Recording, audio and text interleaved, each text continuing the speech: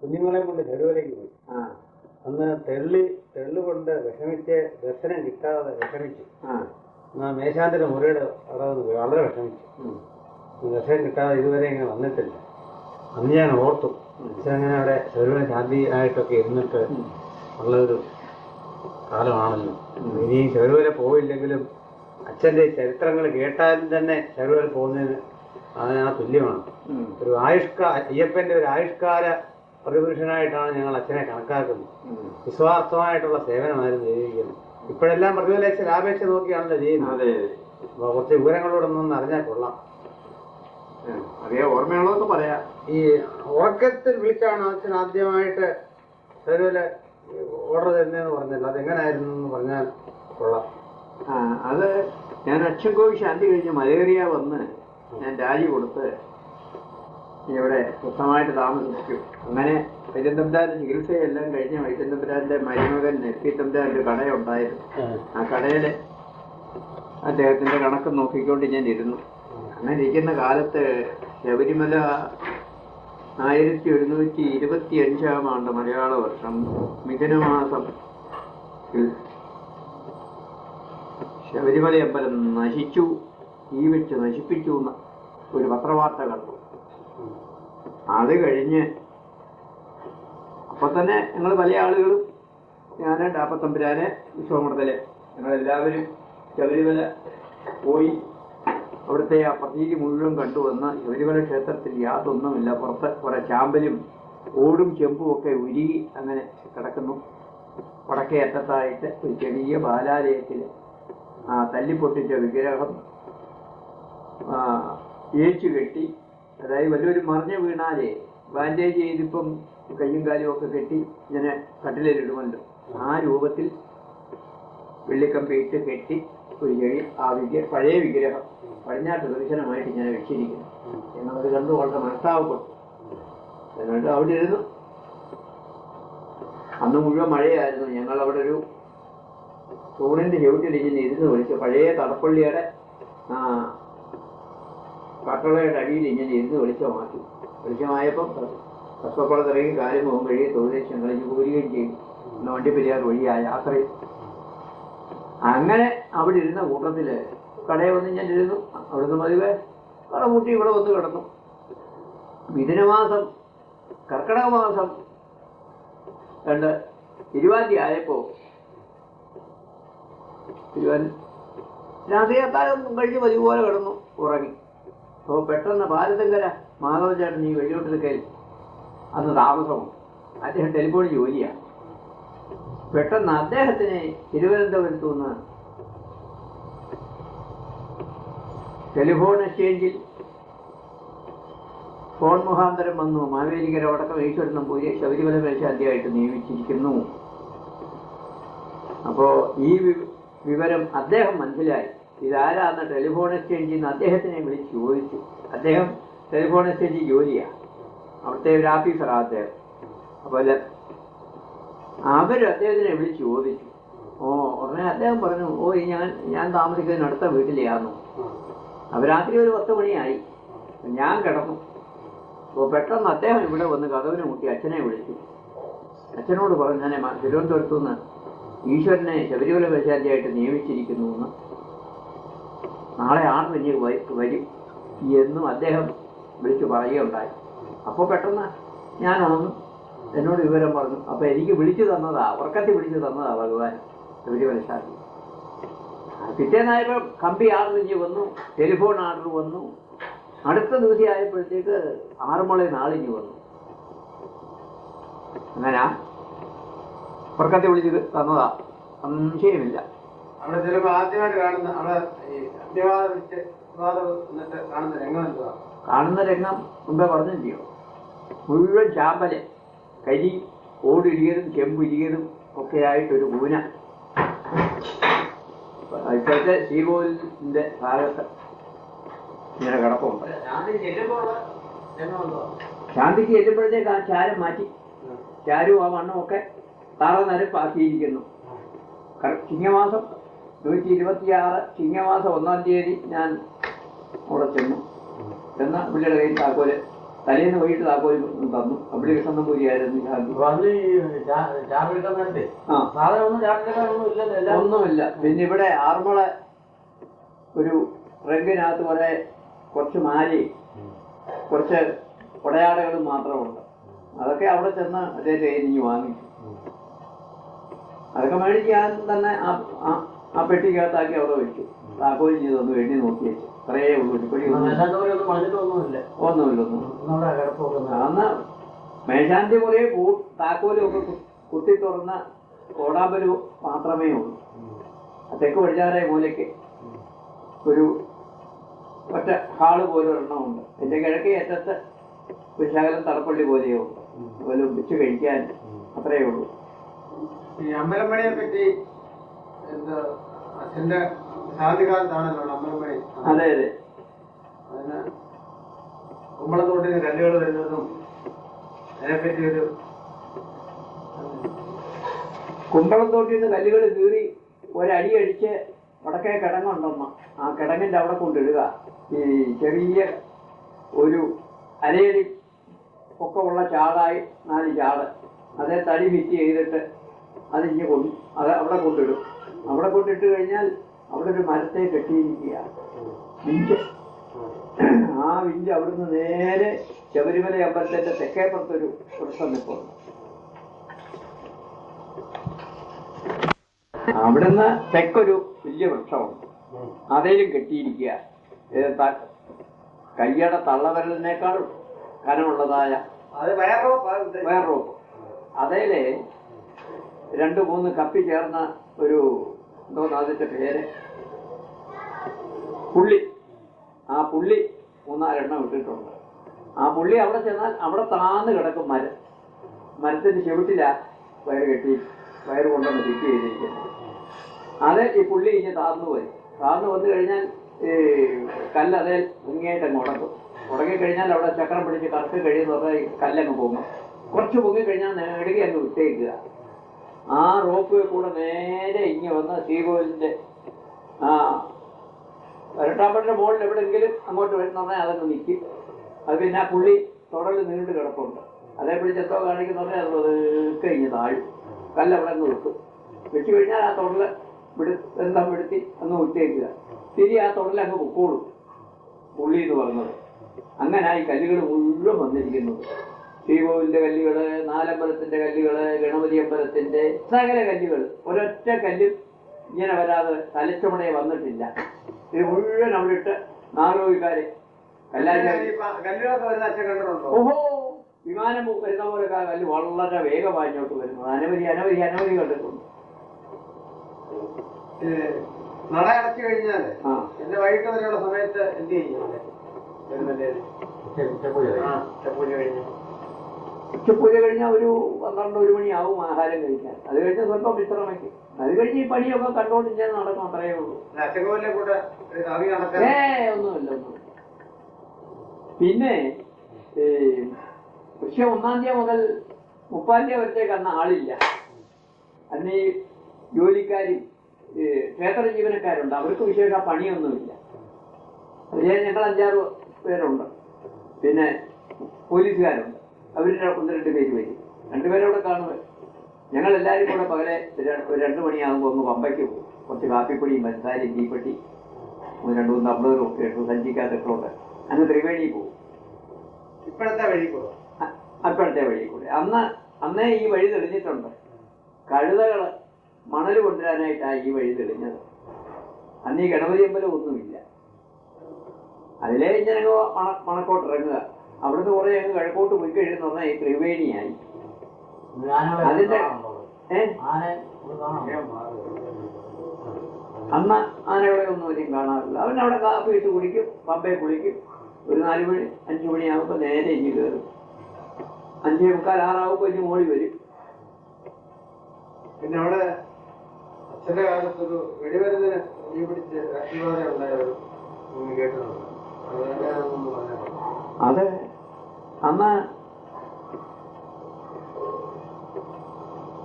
അന്ന് രാവിലെ മുതല് നെയ്യഭിഷേകം വരുന്നുണ്ട്. മകരവിളക്കിന്റെ അന്നാണ് അത്.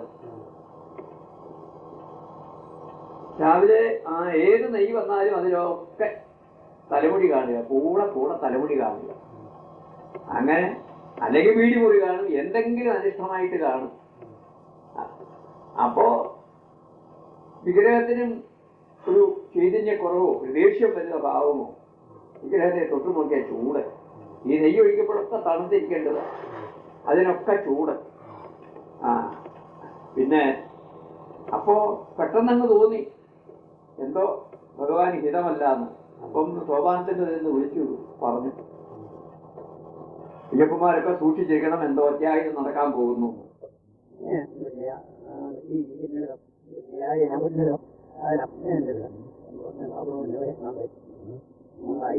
അങ്ങനെ ഒരു നേരം പോകും. അവരാണെന്ന് തോന്നുന്നു. എന്തോ ഈ ചോറിനും പായസത്തിനും ഒക്കെ ഇന്നത്തെ ക്രമീകരണങ്ങളൊന്നുമില്ല. ഒരിയം പരിയം പേരിട്ടു, അതങ്ങോട്ട് തീർന്നാൽ പിന്നെ ഒരിയം പരി ഇങ്ങനെ വെന്തോണ്ടിരിക്കും. അപ്പം ടിക്കറ്റ് ഒരുപാട് വന്നു കഴിഞ്ഞപ്പം അയ്യപ്പന്മാർക്ക് പോകാനുള്ള ധൃതി. അവര് പതുക്കെ അടിയിൽ ഇതുപോലെ ബന്ധവത്തൊന്നുമില്ല. അവര് കയറി ടിക്കറ്റ് അങ്ങോട്ട് ഇട്ടേച്ച് ചോറൊക്കെ വാരി ബലാകാരമായിട്ട്. ഇതുപോലെ ക്രമീകരണങ്ങളൊന്നുമില്ല. അതും കണ്ടു. പായസം വാരി, ചോറ് വാരി, ഇതൊക്കെ ഒരു 12 മണി 11 മണി ആയപ്പോഴത്തേക്ക് ബഹളമായി. ഇതൊക്കെ കണ്ടപ്പോഴത്തേക്ക് ആഹപ്പാടെ പിന്നെ ഈ തലമുടി കാണുകയും ആഹപ്പാടെ ഒരു വഴക്കിന്റെ ഒരു മിശ്രമായിട്ട് അങ്ങ് തോന്നിച്ചു. പിന്നെയും വിളിച്ചു പറഞ്ഞു. ഒരു 11 മണിയായപ്പോ പിന്നെ ഇതുപോലൊക്കെ തന്നെ പെട്ടെന്ന് ഞാൻ അഭിഷേകം കഴിച്ചുകൊണ്ടിരിക്കുക, പെട്ടെന്ന് ഓടി അങ്ങോട്ട് ചെന്ന് സോമാനത്തെ കെട്ടി നിന്നെന്ന് വിളിച്ചു പറഞ്ഞു. അങ്ങനെ 3 പ്രാവശ്യം വിളിച്ചു പറഞ്ഞു. ഞാൻ വിളിച്ചു പറഞ്ഞൊക്കെ എനിക്ക് തുള്ളലും ആട്ടവും ഒന്നും വന്നില്ല. അത് കഴിഞ്ഞ് മുറയ്ക്ക് ഉച്ചപൂരിയായി. 12:30 മണി 1 മണിയായപ്പോ ഉച്ചപൂരിയായി. അപ്പം അഭിഷേകമെല്ലാം നിർത്തി. പിന്നെ പമ്പയിൽ നിന്ന് വരാനുള്ളവരൊക്കെ വന്നു കഴിഞ്ഞു. പിന്നെ അഭിഷേകം ഒന്ന് നിർത്തി. വൈകിട്ട് ദീപാരാധനയ്ക്ക് തിരുവാഭരണം ചാർത്തണം. പിന്നെ വരുന്ന നെയ്യൊക്കെ അടുത്ത ദിവസം മകരവിളക്കിന്റെ അടുത്ത ദിവസം അഭിഷേകമുണ്ട്. അപ്പോഴത്തേക്ക് സഹായത്തിനുള്ളവരൊക്കെ പിന്നെ സ്വല്പം ചെറിയ ചൂടുവെള്ളം ഒഴിക്കും തറയിൽ. നെയ്യങ്ങ് കിടന്ന് ഒഴുകുക. അപ്പോൾ അത് ഉരുകി മാറാനായിട്ട് കുറച്ച് ചൂടുവെള്ളം തറയിലൊക്കെ ഒഴിച്ച് ഭംഗിയായിട്ട് തുണിയിട്ടങ്ങ് വലിച്ചങ്ങ് തുടയ്ക്കും. അപ്പൊ നെയ്മയോ എന്നാലും തെഞ്ഞും അതൊക്കെ ഞാൻ കളഞ്ഞ് വൃത്തിയാക്കി. പരേഷൻ പൂറ്റിയ കഴമണത്തില് തന്ത്രി അദ്ദേഹം ഉച്ചപ്പോയി ഞാൻ കഴിക്കാമെന്ന് പറഞ്ഞു. അങ്ങനെ തന്നെ എന്ന് പറഞ്ഞു. അദ്ദേഹം ഉച്ചപ്പോയിക്ക് ഇരുന്നു. ഉച്ചപ്പോയി നാളെ തുറന്നു. അത് കഴിഞ്ഞോടനെ വെളിയിലോട്ടിറങ്ങാൻ നിവൃത്തിയില്ല, അത്രയ്ക്ക് തെള്ള സോപാനത്തിൽ. ശാന്തി എനിക്ക് മുറി പോകണമല്ലോ എന്ന് പറഞ്ഞു. എന്താ വന്നാട്ടെ, ഞാൻ തന്നെ മുമ്പേ പോകാമെന്ന് പറഞ്ഞു. ഞാനങ്ങോട്ട് ഇറങ്ങി. എൻ്റെ കൂടെ അദ്ദേഹം ഇറങ്ങി. അദ്ദേഹത്തിന് കുറേ ശങ്കരമംഗലം കൃഷ്ണൻകുട്ടി സ്വാമി ഇറങ്ങി. ഞങ്ങൾ 3 പേരും കൂടി ഞാൻ അങ്ങ് വടക്കേപ്പുറത്താന്ന് അദ്ദേഹത്തിന് ഒരു പുല്ല് കെട്ടിടമാണ് വെച്ചിരിക്കുന്നത്, തന്ത്രി മുറിയായി. അത് വേറെ എങ്ങും മുറിയൊന്നും കെട്ടിടവുമില്ല. അപ്പം പോലീസുകാർക്കൊക്കെ പുൽക്കെട്ടിടങ്ങളാ. എല്ലാ ദേവസ്വം ജീവനക്കാർക്ക്, തന്ത്രിക്ക്. ഇനി മേശാന്തിക്ക് മാത്രം മുകളിൽ ഒരു ചെറിയ പഴയ ഒരു മുറി പൂട്ടും ബന്ധവത്തും ഒന്നും ഇല്ലാതെ ഒന്നിങ്ങനുണ്ട്. അതിനകത്ത് കഴിച്ചു കൂട്ടി. അവിടെ താഴെ ചെന്നു. അപ്പൊ അദ്ദേഹത്തെ കയ്യിൽ ശകലം തീർത്ഥവും ശകലം ത്രിമധുരവും ശകലം പ്രസാദവും കുടിച്ച പോയിട്ട് എടുത്തിരുന്നു. അപ്പൊ അദ്ദേഹത്തെ കയ്യിൽ നിന്ന് തന്നെ ഞാൻ ശകലം തീർത്ഥം മേടിച്ച് സേവിച്ചു. ഒരു ശകലം പ്രസാദവും മേടിച്ചു കൊടുത്തു. ഇത്രയായപ്പോ കിഴക്ക് ഒരു അമിട്ട് മുട്ടുന്ന വലിയ ഒരു ശബ്ദം കേട്ടു. ഉടനെ അദ്ദേഹം ചോദിച്ചു, എന്തായത്? ഇതൊന്നും മനസ്സിലായില്ല എന്ന് പറഞ്ഞു. കൃഷ്ണൻകുട്ടി സ്വാമി എൻ്റെ അടുക്കൽ. അത് കഴിഞ്ഞ 2 മിനിറ്റ് കഴിഞ്ഞപ്പോ വീണ്ടും ഒന്നുകൂടെ കേട്ടു. അപ്പൊ ഈ പാട്ടയ്ക്കകത്ത് കരിമരുന്ന് ആക്കി അവരെ കിടങ്ങിനകത്ത് ഒളിച്ചു വെച്ചിരിക്കുകയായിരുന്നു. എന്നാ പിന്നീട് മനസ്സിലായത്, എന്നാൽ കിടങ്ങിനകത്ത് ഞങ്ങൾ വളരെ താഴെയല്ല. അപ്പൊ ഈ തീപ്പൊലിയോ മറ്റോ തെറിച്ച് എങ്ങനോ അതിൽ തീ പിടിച്ചു. വെടിമരുന്ന് ഈ കുറിയെ തീ പിടിച്ചു കഴിയുമ്പം അത് ഇങ്ങോട്ട് ചിലപ്പോ ചീച്ചു. അങ്ങനെ വന്ന് ഈ പാട്ടയ്ക്ക് പിടിച്ചുപോയതാ. പിന്നെ അത് കഴിഞ്ഞ് അപ്പോഴത്തേക്ക് പിടിപിടിയുന്ന ആളുകൾ അയ്യപ്പന്മാരങ്ങ് ഓട്ടമായി. അനവധി അയ്യപ്പന്മാർക്ക് തീപ്പൊള്ളലേറ്റു. ചിലരൊക്കെ അവിടെ മരിച്ചു വീണു. അന്ന് ശീലോണികാരൊക്കെ വന്നിരുന്നു. തിരുവനന്തപുരത്തിൽ ഒരു കുട്ടി ഓടി വന്ന് വേറെ ഒരു പോലീസ് ഇൻസ്പെക്ടറെ മേത്ത് കെട്ടിപ്പിടിക്കുന്ന കണ്ടു ഞാൻ. അത്ര മുഴുവനും കരിഞ്ഞു, മേലെ മുഴുവനും പരിപാലിച്ചു. ഒന്നും ഇപ്പൊ പറയാൻ വയ്യ, അത്രയ്ക്കിന് നികൃഷ്ടമായിട്ടുള്ളൊരു സന്ദർഭമായിരുന്നു. അത് കഴിഞ്ഞ് ചിലരൊക്കെ 18 കൂടെ മേപ്പോട്ട് ഓടിക്കേറി ശരീരം പൊള്ളി കിട്ടി. എന്താ വേണ്ടതെന്ന് അറിയാൻ വയ്യാതെ അപ്പോഴത്തേക്ക് ബഹളമായി. ഞാനും ഓടി ഇങ്ങോട്ട് കയറി. അന്ന് എനിക്ക് മുകളിലോട്ട് കയറാൻ വയ്യ. കൈവരിക്കല്ലേ കൂടെ ഞാൻ തത്തി മോളിൽ വന്ന് ശ്രീകോവിലിനകത്ത് കയറി സ്വാമിയുടെ മുമ്പിൽ അങ്ങ് നമസ്കരിച്ചു. പിന്നെ അരമണിക്കൂർ കഴിഞ്ഞ് ഞാൻ അരമണിക്കൂറോളം അവിടെ കിടന്നെന്നാ ഒരു ഓർമ്മ. പിന്നെ എനിക്ക് നല്ല സുബോധമില്ല. പിന്നെ കൂടെയുള്ള സഹായത്തിന് വന്നവരൊക്കെ കൂടെ എന്നെ എടുത്ത് പതുക്കെ താങ്ങി പിടിച്ചങ്ങ് മുറി കൊണ്ട് കിടത്തി. വെള്ളവും ഒക്കെ ഒഴിച്ച് കുറെ കഴിഞ്ഞാൽ ബോധം വേണം. അപ്പൊ ഈ പ്രതീതിയൊക്കെ ആയി. ഇപ്പൊ കഥ ഒരു ശകലം ഒന്നിച്ചായി. നാളെ അമ്പലം അടക്കിയതെന്ന് വൈകിട്ട് തിരുവാഭരണം ചാർത്തി വൈകിട്ട് അടയ്ക്കും. അന്നൊന്ന് ശാരി വെച്ചു. അപ്പോഴത്തേക്ക് ബഹളമായി. അയ്യപ്പന്മാര് ശരവർഷമില്ലാതെ വണ്ടിപ്പെരിയാർ വഴിയും പമ്പ വഴിയും ഇറങ്ങി. അങ്ങനെ വൈകിട്ട് സന്ധ്യ ആയപ്പോഴത്തേക്ക് മരിച്ചവരെ മുഴുവൻ അങ്ങ് സംസ്കരിച്ചു. തെക്കേ കിടങ്ങിന്റെ തെക്കേപ്പുറത്ത് 2-3 കുഴിയുണ്ടായിരുന്നു. ആ കുഴിയിലിട്ട് അകത്ത് വന്നതും പിന്നെ ദേവസ്വത്തിൽ വന്നതും ശാന്തിക്കാരുടെ മുറി കുറെ കപ്പൂരും ചന്ദനത്തിയും ഒക്കെ വരും. നെയ്ത്തേങ്ങായുടെ മുറിയൊക്കെ അവിടെ കൊണ്ടിട്ടേച്ച് പോവും ആളുകൾ. ഇതെല്ലാം കൊട്ടക്കണക്കിന് അങ്ങ് വാരി കൊടുത്തു ഞാനും. അതെല്ലാം കൊണ്ടുവന്നിട്ട് കർപ്പൂരമിട്ട് എല്ലാം അങ്ങ് ദഹിപ്പിച്ചു. 64 ശരീരം അന്നാണ് ആ 3 കുഴിയിലായിട്ട് ഇട്ടു ദഹിപ്പിച്ചു. എന്ത് ചെയ്യാനാ? പ്രതിഷ്ഠ കഴിഞ്ഞ് 2ാമത്തെ കൊല്ലം എന്നാണ് എനിക്ക് തോന്നുന്നത്. 126 4-ാം തീയതിയാ പ്രതിഷ്ഠ. അത്ത നക്ഷത്രം. ആ ശ്ലോകം ഉണ്ട്, ഞാൻ പറഞ്ഞിട്ടുണ്ടോ? ആരാൽ ലക്ഷ്മീപദുറ്റ വൃഷഭര വിഭവ ശ്ലാഘിത ശ്രീ മനോജ്ഞക്ഷേത്രേ ഉന്നേ സമാനോ ദിനശരി ഭവതോദ്ഭാസിതേ ഭൂതനാഥ സമ്പ്രത്യഷ്ടീയതാജ്യശബരിഗിരിധരേ ശങ്കരാചാര്യവൈദ്യ ശ്രീഹസ്തേന അശ്വവാഹ പ്രകടിത പരിവാരോപദേവൈ പരീത. ഇത് PS പുരുഷോത്തം പോറ്റി ഉണ്ടാക്കിയ ശ്ലോകമാണ്. ഇന്ന സംക്രാന്തി തീയതി ഇന്നാരാൻ ഇന്ന രാശിക്ക് ഇന്നാരാൻ പ്രതിഷ്ഠിച്ചു എന്ന്. ഇതെല്ലാം അക്ഷരസംഖ്യയാണ്. PS പുരുഷോത്തം പോറ്റി ജ്യോതിശാസ്ത്ര പണ്ഡിതനായിരുന്നു. എല്ലാം കരുതുന്ന സംഖ്യയിലൊക്കെയാ അതിന്റെ. പിന്നെന്താ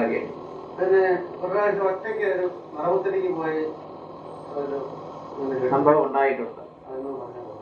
അത് ഒരു കർക്കിടക മാസത്തിൽ സ്വീകാര്യക്കാര് ഒരു ഗോപാലപിള്ളയാ, കുട്ടമ്പേരുക്കാരന്. മാന്നാത്തിൽ ചെന്നിത്തലയ്ക്കും മാന്നാത്തിനും മധ്യേ ഒരു ഗോപാലപിള്ളയ. അദ്ദേഹം ആറന്മുള എഴുതുന്നോണ്ട് കുറിച്ച് കൊടുത്തയച്ചു. നാളെ രാവിലെ നറുകുത്തയ്യ 10:30 മണിക്കെന്ന്.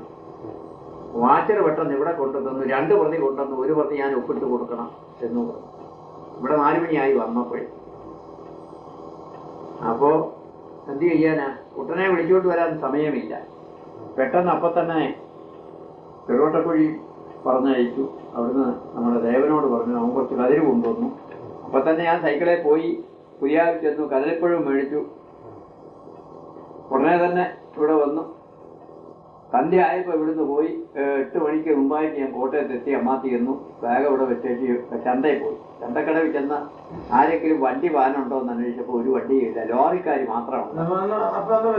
അന്ന് ബസ് സമയം കഴിഞ്ഞു പോയി. ഏതാണ്ട് ഒരു 5 മണി കഴിഞ്ഞാൽ പിന്നെ കിഴക്കോട്ട് വണ്ടിയില്ല. മുണ്ടക്കായം വരെ ഉള്ളൂ പിന്നെ വണ്ടി. ഞാൻ മിഷായി പോകും.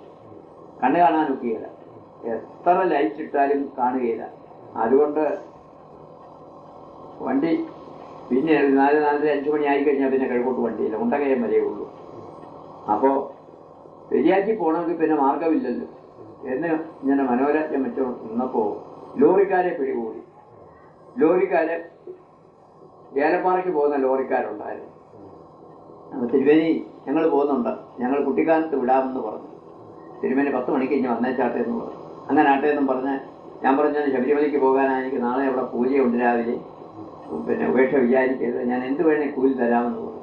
അതായിക്കോട്ടെ, ഞങ്ങൾ 10 മണിയായേ പോകത്തുള്ളൂ, 10 മണിക്ക് ഞങ്ങൾ അത്താഴം കഴിഞ്ഞ് ഞങ്ങൾ ഇവിടെ തിരുമേനിയെ നോക്കി ഇരിക്കാമെന്ന് പറഞ്ഞു. തിരുമേനി 9 കഴിഞ്ഞ് വന്നേച്ചാൽ ഞാൻ പെട്ടെന്ന് പിന്നെ അമ്മത്ത് വന്ന് വെള്ളിയോട്ട് വന്ന് കുളിച്ച് അത്താഴവും കഴിഞ്ഞ് നേരെ ബാഗും താക്കോലും എല്ലാം എടുത്തോണ്ട് നേരെ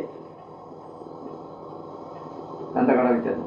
KK റോഡില് ചന്തയിൽ നിന്ന് വടക്കോട്ട് തിരിഞ്ഞാൽ കിഴക്കോട്ട് തിരിയുന്നിടത്ത് അവർ ആ ലോറി അവിടെ തന്നെ കിടപ്പുണ്ട്. സാമാനമെല്ലാം ലോറി അകത്ത് അത്താഴമുണ്ട്. അവർ ഇതിലേക്ക് വലിച്ചുകൊണ്ടിരിക്കുക.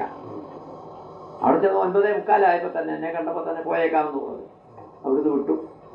10:45, 11:45, 12:45, 2 മണിയായപ്പോൾ അവര് കുട്ടിക്കാനത്തെത്തി. അവിടെ അതിഭയങ്കരമായ തണുപ്പും കാറ്റുമാണ്. ഞാൻ അവിടെ വിട്ട് തിരുവൻ ഇനി എന്താ വേണ്ടതെന്ന് ചോദിച്ചു. എന്നെ ഇവിടെ ഇറക്കിയേക്കൂ, അയ്യപ്പനുണ്ട് എന്നെ കൊണ്ടുപോകും പറഞ്ഞു ഞാൻ. അപ്പോൾ അവിടെ ഒരു 15 മിനിറ്റ് നിന്നപ്പോൾ ഒരു സായിപ്പ് മദാമി, നാടൻ സായിപ്പല്ല, ഒറിജിനൽ സായിപ്പ് തന്നെ, പക്ഷെ ഇവിടെ വന്ന് കുറച്ച് പഴകിയാണ്, കുറേശ്ശെ മലയാളം പറഞ്ഞാൽ മനസ്സിലാവും. ഉപായത്തിൽ നമ്മളോട് ചില പദങ്ങളൊക്കെ പറഞ്ഞാൽ നമുക്ക് മനസ്സിലാവും, അത്രയേ ഉള്ളൂ. ഒരു സായിപ്പ് മദാമയും കൂടെ അവർ ഏലപ്പാറയിൽ ഇങ്ങോട്ട് പോകും. അവർ വണ്ടിപ്പരിയായിട്ട് കുമിളിക്ക് പോവുക. പെട്ടെന്ന് വന്ന് ഞാൻ വണ്ടിക്ക് മുമ്പിൽ കയറി കൈ കാണിച്ചോണ്ടങ്ങ് നിന്നു. അപ്പോൾ എന്താന്ന് ചോദിച്ചു. എനിക്ക് ഇതിനെ വണ്ടിപ്പരിയാല്ല ഇറക്കണം, എനിക്ക് ഇതിന് ശബരിമല പോകാനാണ്, രാവിലെ ശബരിമലയിൽ പോകണം, എനിക്ക് വണ്ടി ഒന്നും കിട്ടിയില്ല, ലാറിയല്ല എന്നെ ഇവിടെ വരെ വന്നത്, അങ്ങനെ സഹായിക്കണം സായിപ്പെന്ന് പറഞ്ഞു. ശരിയെന്ന് പറഞ്ഞ് അയാൾ കഥ തുറന്നു തന്നു. ഞാൻ കയറി. 5:30 മണിയായപ്പോൾ വണ്ടിപ്പിരിയാറ്റി പാലത്ത് എൻ്റെ ഇവിടെ ഇറക്കി. ചക്രമൊന്നും മേടിക്കില്ല. അവരിങ്ങോട്ട് വല്ലതും വേണമെന്ന് ചോദിച്ചു. ഒന്നും വേണ്ടാന്ന് പറഞ്ഞു. അവിടുന്ന് അപ്പം തന്നെ നൈനാനെ വിളിച്ചുണർത്തി. അപ്പോഴത്തേക്ക് ഉണർന്നു. നൈനാനെ വിളിച്ചു. അപ്പോൾ കാറെടുത്തു. അയാൾ പെട്രോൾ പമ്പിൽ പോയി. അയാൾ പെട്രോൾ ഒഴിച്ചുകൊണ്ട് വന്നു. അപ്പം തന്നെ അവിടുന്ന് ഒരു മുറുക്കാക്കട തുറന്നിട്ടുണ്ട്. അവിടുന്ന് 5-6 ഓറഞ്ചും മേടിച്ച് അതിനകത്തിട്ടുകൊണ്ട് നേരെ പോയി 2 ഏത്തപ്പഴവും മേടിച്ചോണ്ട് അയാൾ 7 മണിക്ക് മുമ്പേ അയാൾ പിന്നെ എന്നെ പത്രത്തിൽ കൊണ്ടുവിട്ടു. അവിടെ ചെന്നപ്പോൾ അവിടെ വാച്ചന്മാർ താമസമുണ്ട്. ശബരിമല ക്ഷേത്രത്തിലേക്ക് പണിക്ക് ഇങ്ങനെ ആളുകൾ വരികയും ദേവസ്വം സാധനങ്ങൾ ഇങ്ങനെ കൊണ്ടുപോവുകയും മരാമത്തുകാരും അവിടെ താമസമുണ്ട്, ദേവസ്വം മരാമത്തുകാർ. അപ്പോൾ അവിടെ നേരെ തിരുവേനി പൊക്കോണ്ടാട്ടെ, ആണ്ട് അവർ 2 പേര് ഇപ്പോഴും അങ്ങോട്ട് പോയിട്ടേ ഉള്ളൂ എന്ന് പറഞ്ഞു. എന്നാ പോയേക്കാം എന്ന് പറഞ്ഞാൽ നമ്മൾ ഒട്ടും താമസിച്ചില്ല. എനിക്കില്ല 10:30 മണിക്ക് അന്ന് എത്തണ്ടായോ. ഇവിടീന്നങ്ങ് നടന്ന് കുറേ അങ്ങോട്ട് ഒരു 3-4 മൈൽ ചെന്നപ്പോൾ ഒരു മിസ്റ്റ്, ഈ മൂടൽ മഞ്ഞ്. അപ്പം മുൻവശം കാണാൻ വയ്യ. ഒരു 10 അടി അപ്പുറത്തേക്ക് എനിക്കൊന്നും കാണാൻ വയ്യ. വഴി വല്ല ജന്തുക്കൾ നിൽപ്പുണ്ടെങ്കിൽ കാണണ്ടേ. പിന്നെ നടപ്പാതയാണെങ്കിലും വളവ് ധാരാളമുണ്ട്. മലയില്ല, പുൽമേട, കർക്കിടകമാത മുഴുവൻ വളർന്നു കിടക്കുക. പിന്നെ 2 അടി പാത, അടുത്തടുത്ത് 2 അടി പാത മാത്രം തെളിഞ്ഞു കിടക്കുന്നു. മറ്റേത് 2 വശവും കഴുത്തറ്റം പൊക്കത്തെ പുല്ല. പിടിയിലങ്ങ് നടന്നു. അപ്പോ മിസ്റ്റ വന്ന് മറഞ്ഞു. പെട്ടെന്ന് അവിടെ അങ്ങ് നിന്നു. ഒരു സ്വല്പം കഴിഞ്ഞപ്പോൾ ഒരു കാറ്റടിച്ചു, അതങ്ങ് മാറിയപ്പോൾ ദൂരെയായിട്ട് ഒരു 6 ആന ഇങ്ങനെ നടന്നു പോകുന്നു. ഞാൻ പോകുന്ന വഴി കൂടെ മിച്ചങ്ങോട്ട് മാറി കുറച്ചുകൂടെ അങ്ങോട്ട് ചെന്നപ്പോൾ ആനപ്പിണ്ടം കിടക്കുന്നു, ആനമൂത്രവും കിടന്നു. അതേൽ ഇങ്ങനെ ആവി പറക്കുന്നുണ്ട്. അങ്ങനെ കണ്ടു. പിന്നെ സ്വല്പനേരം ഞാൻ അവിടെ നിന്നു. ആന ഇങ്ങനെ കുറേ അങ്ങോട്ട് എന്നിട്ട് ഇടത്തോട്ടങ്ങ് തിരിഞ്ഞു ആനക്കൂട്ടം.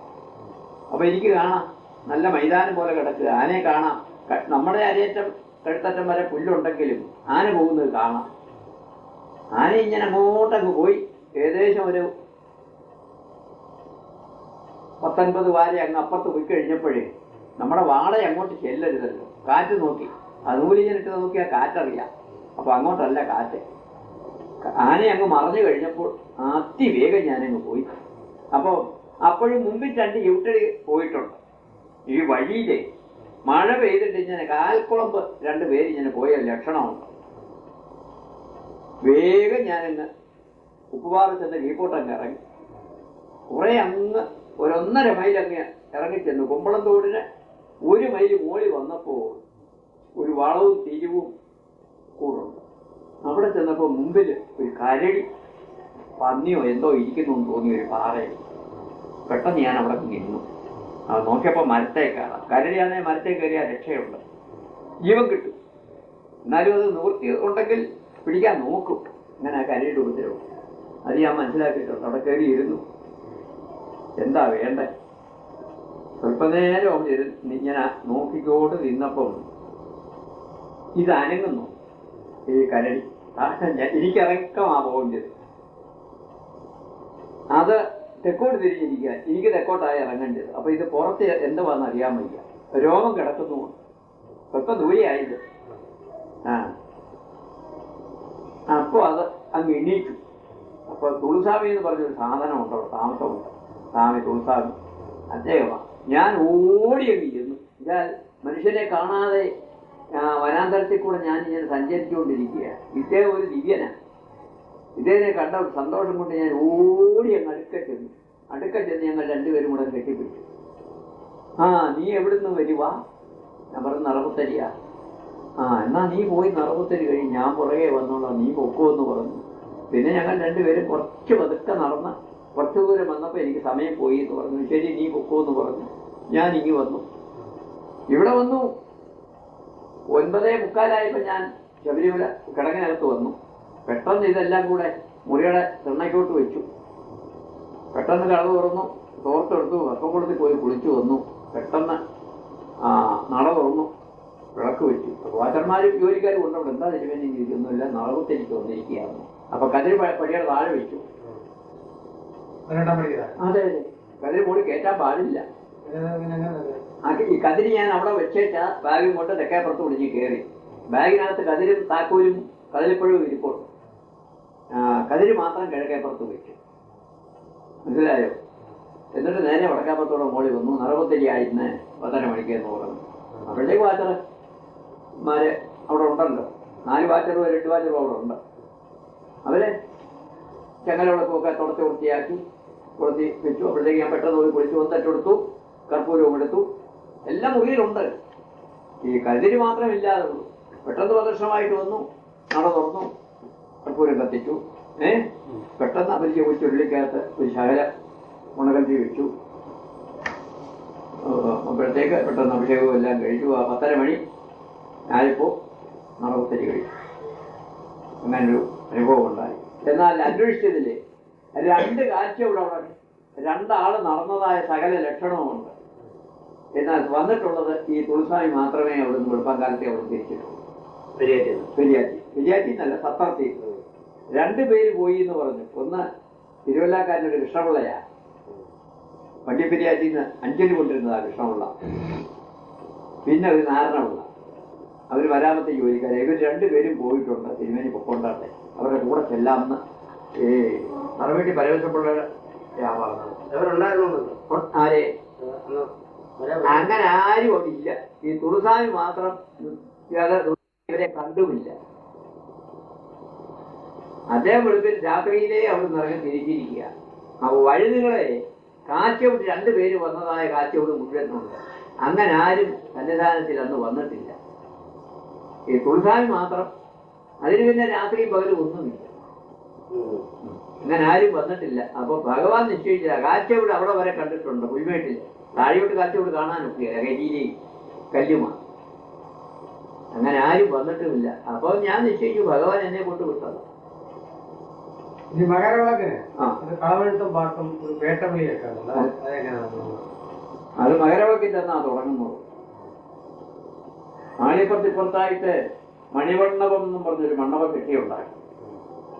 4 കാലയില് പിന്നെ പുല്ലുമൊക്കെ ഇട്ട് മേഞ്ഞ്, കാനക്കൈലയൊക്കെ ഇട്ട് മേഞ്ഞ് കുത്തി മറച്ച് അവിടെ ഈ ശാസ്താവ് മാൻ്റെ പുറത്തിരിക്കുന്നതായിട്ടും പുലിപ്പുറത്തിരിക്കുന്നതായിട്ടും കടുവാപ്പുറത്തിരിക്കുന്നതായിട്ടും ആനപ്പുറത്തിരിക്കുന്നതായി ഓരോ ദിവസം ഓരോന്നാ കളമെഴുതുന്നതായി. അത് വരുന്നാട്ടിൽ നിന്ന് കുറുപ്പന്മാര് വരും. അവിടെ അത്താഴപ്പൂജ കഴിഞ്ഞാൽ പുലിക്കാറ്റി അയക്കണം. 2 അപ്പവും കൊടുത്ത് അവിടെ ചെന്ന് നേദ്യം കഴിക്കും. അത്രയേ ഉള്ളൂ. അത് കഴിഞ്ഞാൽ അവര് നമ്മള് ആനപ്പുറത്ത് കയറണം. ആനപ്പുറത്ത് കയറി ജീവതം എടുത്തോണ്ട് കളത്തിൽ നിന്ന് ആവാഹിച്ച് എഴുന്നള്ളിക്കുക. കിഴക്കേ നടയെ വന്ന് പടിഞ്ഞാട്ട് തിരിഞ്ഞ് നിൽക്കും. ആനപ്പുറത്ത് വന്ന് ആന പടിഞ്ഞാട്ട് നിൽക്കും. നമ്മളത് ചട്ടവും പിടിച്ചുകൊണ്ടിരുന്നോണം. അപ്പോഴേ രാത്രി അത്താഴപ്പൂജ കഴിഞ്ഞേ ഉള്ളൂ. ഈ എഴുന്നള്ളത്ത് പ്രദക്ഷിണമായിട്ടങ്ങ് അവിടെ ചെന്ന് ഇറക്കി എഴുന്നള്ളിച്ചതിന് ശേഷമേ കുറുപ്പ് ആ പൂക്കലെടുത്ത് കളം അഴിക്കും. അതിന് ശേഷമേ നട അടയ്ക്കാനോ. അതെ, അപ്പോഴാണോ ഈ പേട്ടോളി? അതെ, കിഴക്കേ നടയിൽ വന്ന് നിൽക്കുമ്പോഴാണ് ശാസ്താവിന്റെ ജനനം മുതൽ ശേവികത്തിന് പാണ്ഡ്യയിൽ പോയി എന്നും പാണ്ഡ്യരാജാവിനെ കണ്ടെന്നും ഇതൊക്കെ അന്നേരമാണ് വിളിച്ചു പറയുന്നു. അദ്ദേഹത്തിന്റെ ജനനം മുതൽ അവിടെ കുടികൊണ്ടു. എവിടെ? ശബരിമല കുടികൊണ്ടു.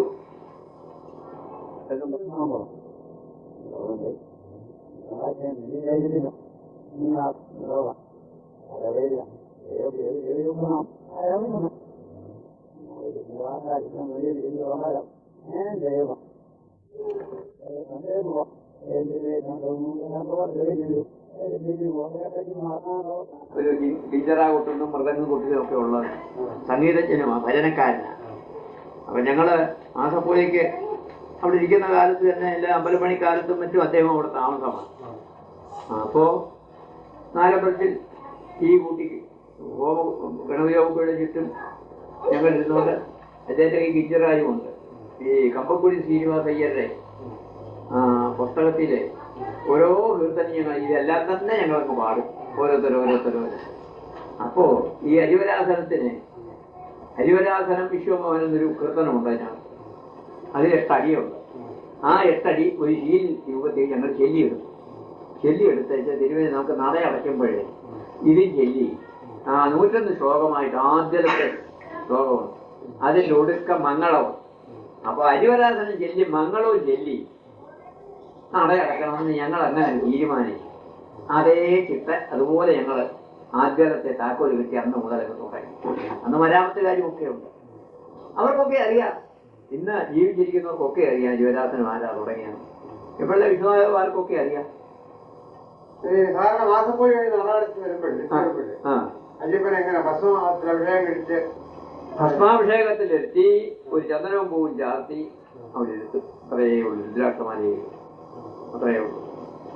തിരുമുഖം മാത്രം അങ്ങനെ തെളിച്ചു വിട്ടു. ബാക്കി മുഴുവൻ ഭസ്മം കൊണ്ടുപോകും.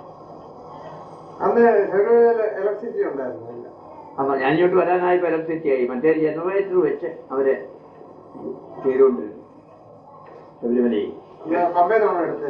അല്ലല്ല, ജനറേറ്റർ വെച്ച് ദേവസ്വം ബോർഡിൽ നിന്ന് ജനറേറ്റർ കൊണ്ടുവച്ച് അവിടെ കാണത്തക്ക തരത്തിൽ വെച്ചോണ്ടിരുന്നു. പിന്നെ ഞാൻ ഇങ്ങോട്ട് ഇറങ്ങാനായപ്പോഴത്തേക്ക് ഇലക്ട്രിസിറ്റി വന്നു.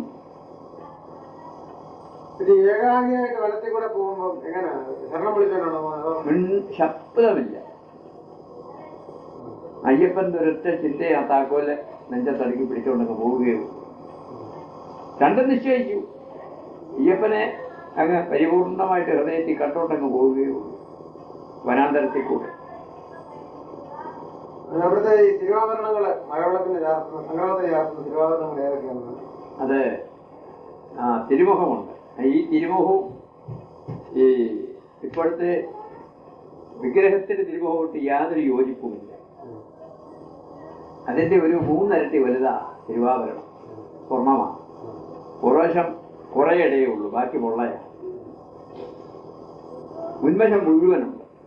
പുറവശം ഇതിനകത്ത് അതങ്ങ് ഒരു സമ്പ്രദായത്തിൽ അങ്ങ് ചാർത്തും. പിന്നെ നെഞ്ചത്തിന്റെ ഭാഗം കുറച്ചുണ്ട്, പിന്നെ കയ്യുമുണ്ട്. അത്രയേ ഉള്ളൂ. ബാക്കി കുറെ മാലകളും ഒക്കെ ചാർത്തും. ഈ എരുക്കുമാല സ്വർണം കൊണ്ട്, പിന്നെ പതക്കം, പിന്നെ അവലുമാല പോലൊന്ന്, പിന്നെ കടുവായ 2 കടുവ, 2 ആന, 2 വാള് സ്വർണത്തിന്റെ. ഇതൊക്കെ ചാർത്തും. തിരുവാഭരണം ചാർത്തുക എന്ന് പറയുന്നത്.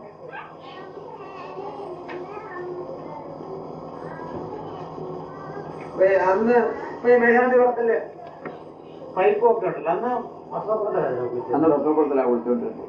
പൈപ്പൊന്നും ഇല്ല. ഇല്ല. പിന്നെ ഒരു കൊല്ലം കഴിഞ്ഞപ്പോൾ പൈപ്പായി. ഒന്നല്ല 2 കൊല്ലം കഴിഞ്ഞപ്പോൾ പൈപ്പായി. അത് കുന്നാറ്റി ലൈൻ ആദ്യം എടുത്തത്. അത് അവിടെ പോയി വരുണനെ ആവാഹിച്ച് അരിപ്പാട്ടുകാരനൊരു കൃഷ്ണപിള്ളയായിരുന്നു അന്നത്തെ കോൺട്രാക്ടർ. ഞാൻ കുന്നാറ്റി പോയി അവിടെ കല്ല് കെട്ടാൻ നടത്ത് പൂജ കഴിച്ച്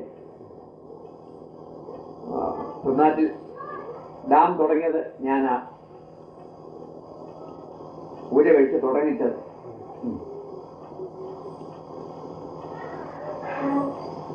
ഭക്ഷണക്കുളം പാത്രക്കുളം വന്നേ ഉണ്ട്. 2 കുളമുണ്ട് അടുത്തടുത്ത്. അതിൽ അന്ന് വെള്ളം ഇറക്കി വിടുന്നത് ഒരു പൈപ്പ് ഇതിനകത്തുനിന്ന് ഇങ്ങോട്ടങ്ങ് വിടും. എന്നിട്ട് മുകളിൽ തുറന്ന് വെച്ചുകൊണ്ട് മറ്റേടം അടച്ചു വെച്ചുകൊണ്ട് ഇതിനകത്ത് വെള്ളം ഒന്ന് നിറയ്ക്കും. വെള്ളം നിറഞ്ഞു കഴിഞ്ഞാൽ ഇതങ്ങ് വിടും. അപ്പൊ എല്ലാം ഒഴുകി പോരും. അങ്ങനെയാണ് മനസ്സിലായി. വളഞ്ഞൊരു പൈപ്പ് മുകളിൽ ശകലം തുറന്ന് അത് ഒരറ്റം കിടന്ന വശം പൈപ്പ് പത്തോക്കുളത്ത് വരും. മറ്റേത് അങ്ങ് കുഴിയിലിടും. ഇന്നലെ തുളുസാമി കിടന്നുകൊണ്ടിരുന്ന കുഴിയിലോട്ട്. അപ്പൊ ഈ വാട്ടർ ലെവലൊക്കെ താഴ്ന്നു കിടക്കും. എന്നിട്ട് അവിടെ അടയ്ക്കും. അടിവശം നടക്കും. വെളിയിൽ കളയുന്ന വശം നല്ലപോലെ നടത്തിട്ട് മുകളിൽ ഇങ്ങനെ ഒടിഞ്ഞ് പക്ഷെ മുകളിൽ നിറച്ച് വെള്ളം അങ്ങ് ഒഴിക്കും. ഒഴിച്ചു കഴിയുമ്പോൾ പത്തോക്കുളത്തിലെ വെള്ളവും ഈ താഴെ വരെ വെള്ളവും ഒറ്റ ലെവലായിട്ട് വരും. അങ്ങനെ നടന്നു നിൽക്കുമ്പോൾ മറ്റേതൊന്ന് തുറന്നു പോകും. അപ്പൊ ഈ വെള്ളം തനിയെ കയറി ഇഞ്ഞു പോയി. എന്തിനും അങ്ങനെ ആ പത്തോക്കുളം വൃത്തിയാക്കിക്കൊണ്ടിരുക.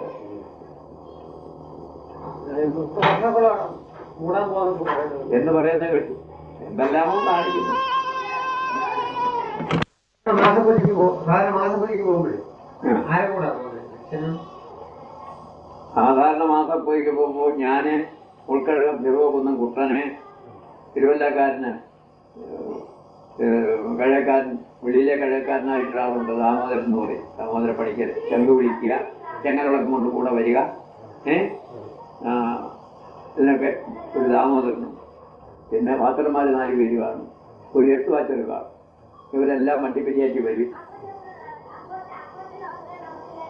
അവര് ഞങ്ങളെല്ലാവരും കൂടെ ഒന്നിച്ച് അവര് കടയിൽ എവിടെയെങ്കിലും കഴിയും.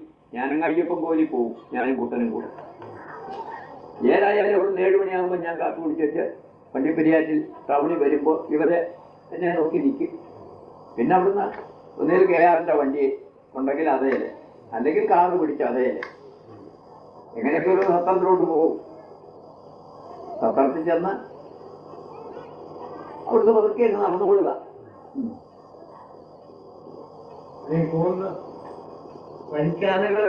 ധാരാളം കാണാറുണ്ട്. എല്ലാവരും ഇല്ലയോ ശരണം വിളിക്കുമ്പോൾ അതിന് കാട്ടിലോട്ട് ഓടിപ്പോകും. വണ്ടി ഓടുന്ന പോലെ അങ്ങ് ഓടും.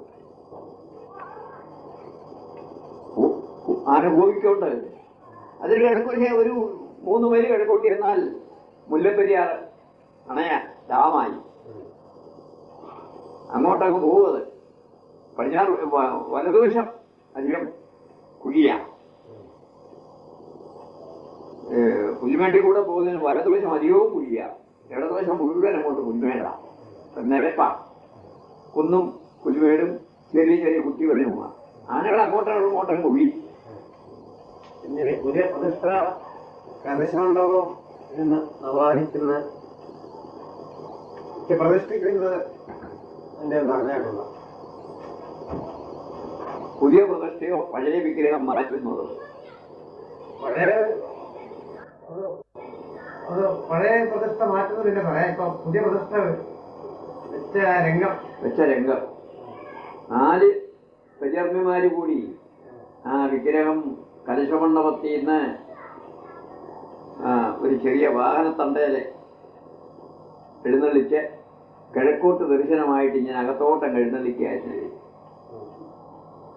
പടിഞ്ഞാട്ട് പിടിച്ചിരുത്തിയല്ല എഴുന്നള്ളിച്ചുകൊണ്ട് വരുന്നത്. വിഗ്രഹം കിഴക്കോട്ട് തന്നെ നിൽക്കും. പുറമോട്ടാവും അയ്യപ്പൻ കയറി വരിക. മനസ്സിലായോ? അപ്പൊ 4 തണ്ടയിൽ 4 ശാന്തിക്കാരെ 4 പരികർമ്മിമാരെ ഞകത്തോട്ട് കൊണ്ടുവന്നു. അവിടെ കൊണ്ടുവന്നു ആ വിഗ്രഹം ഞാൻ കയ്യിൽ താങ്ങി. എന്നോട് ശങ്കരൻകുട്ടി അദ്ദേഹം പറഞ്ഞു കയ്യിലൊന്ന് താങ്ങാൻ. ഞാൻ കയ്യിലൊന്ന് താങ്ങി.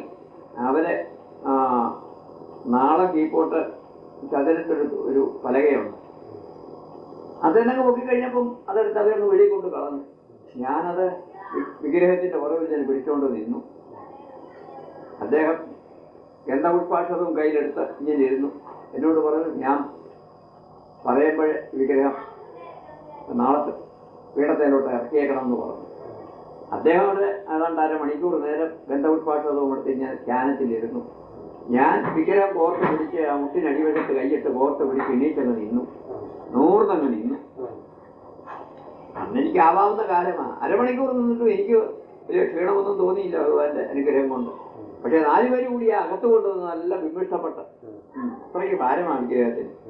ഞാൻ തന്നെ എടുത്തു, എനിക്ക് ഒന്നും തോന്നിയില്ല അയ്യപ്പന്റെ അനുഗ്രഹം കൊണ്ട്.